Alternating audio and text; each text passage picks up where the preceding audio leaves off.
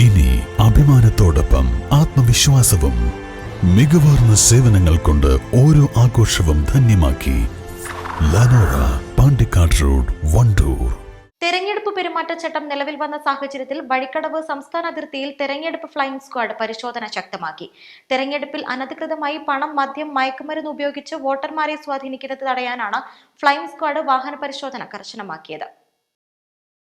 Second മജിസ്ട്രേറ്റിന്റെ നേതൃത്വത്തിലുള്ള flying സ്ക്വാഡിൽ ഒരു police officer, videographer, 2 ഉദ്യോഗസ്ഥർ എന്നിവരാണ് സ്ക്വാഡിൽ ഉണ്ടാവുക. നിയോജക മണ്ഡലത്തിൽ ഒന്നിലധികം സ്ക്വാഡുകളാണ് ഉണ്ടാവുക.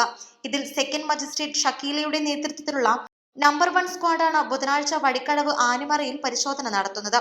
3 ഷിഫ്റ്റുകളായി പ്രവർത്തിക്കുന്ന ഓരോ സ്ക്വാഡുകൾക്കും 8 മണിക്കൂറാണ് ഡ്യൂട്ടി.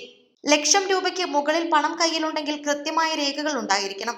രേഖകളില്ലാത്ത പക്ഷം പണം പിടിച്ചെടുക്കും. തെരഞ്ഞെടുപ്പ് നടക്കുന്ന ഏപ്രിൽ 26 വരെ സ്ക്വാഡിന്റെ പരിശോധന തുടരും. East live, Edakkara.